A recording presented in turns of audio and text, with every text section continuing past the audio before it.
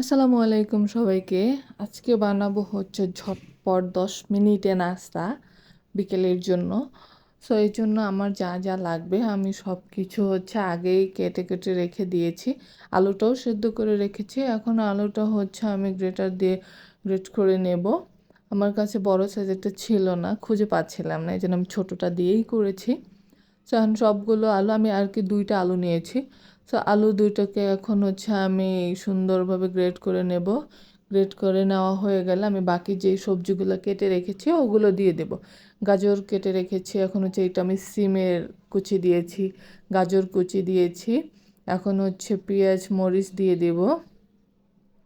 ধনেপাতা তেমন ছিল না, আমার গাছে যা ছিল আমি ওগুলো আর কি দিয়ে দিয়েছি। এখন ধনেপাতাগুলো দিয়ে দেওয়া হয়ে গেলে আমি এখানে 1.5 কাপ ময়দা নেব, কারণ মানুষ কম এই জন্য আমি অল্পই নিয়েছি, 1.5 কাপ ময়দা নেব।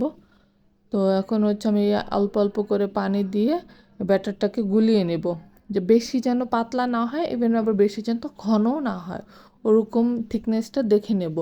সো এই তো এখন আমি আস্তে আস্তে গুলে নেব। তো এখন আমি অল্প অল্প করে পানি দেবো, একসাথে বেশি পানি দেব না, এতে হচ্ছে ব্যাটারটা পাতলা হয়ে যাওয়ার সম্ভাবনা থাকতে পারে, কারণ আমি ব্যাটারটা বেশি পাতলা করব না। সো এই জন্য হচ্ছে আমি একটু একটু করে পানি দেব। সো এই যে ফার্স্টে একটু পানি দিয়েছি, এখন একটু লাড়াচাড়া করব। এটা এখনও হয়নি, একটু ঘন রয়ে গেছে। তো আপনারা চাইলে এর মধ্যে আরও বেশিও ময়দা বা আটা দিতে পারেন। আমি হচ্ছে 1.5 কাপ দিয়েছি, আপনারা চাইলে এটার পরিমাণ বাড়াতেও পারেন। সো এখন হচ্ছে আমি লাস্ট পানি দিয়ে দিয়েছি, এটার মধ্যে আর পানি দেব না। এখন সুন্দরভাবে আমি এটাকে মিক্সড করব যাতে দলা দলা না থাকে। তো এটা যখন আমার এই ব্যাটারটা মিক্সড করা হয়ে যাবে, তখন এটার মধ্যে হচ্ছে আমি 2টা ডিম দেব, কারণ ডিম দিলে এটার গ্রানটাও সুন্দর আসবে এবং খেতেও সব বেশি ভালো লাগবে। তো এটা এখন হচ্ছে আমি 2টা ডিম দিয়ে দিচ্ছি। ডিম 2টা দেওয়া হয়ে গেলে এখন এটাকে আমি আবার ভালোভাবে নাড়াচাড়া করে নেব, যাতে ডিম 2টা সুন্দরভাবে ব্যাটারটার সাথে মিশে যায়।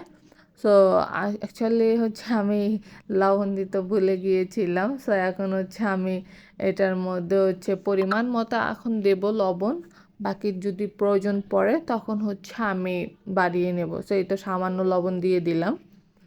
তো এই তো এখন দেখতে পাচ্ছেন আমার ব্যাটারটা অলরেডি হয়ে গেছে। কীরকম হবে, কতটুকু ঘন রাখতে হবে, পাতলা রাখতে হবে, আপনার ব্যাটারটা দেখলে বুঝতে পারবেন।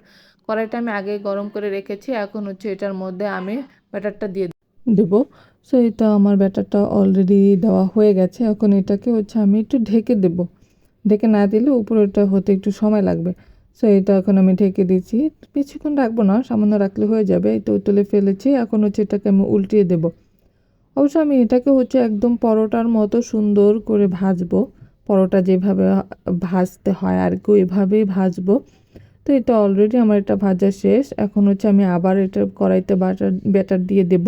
আপনারা চাইলে ওয়েল ব্রাশ করে নিতে পারেন, আমি বেশি ওয়েল দেই নেই, কারণ অতিরিক্ত তেল খাওয়া ভালো না, এই জন্য আমি দেই নেই বেশি।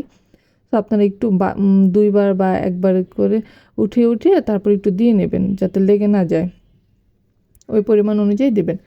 সো এই তো আমি সেকেন্ডটা দিয়ে দিলাম। সো এই তো আমি সবগুলো ভেজে নেব। সেই তো দেখতে পাচ্ছেন আমার সবগুলো ভাজা শেষ।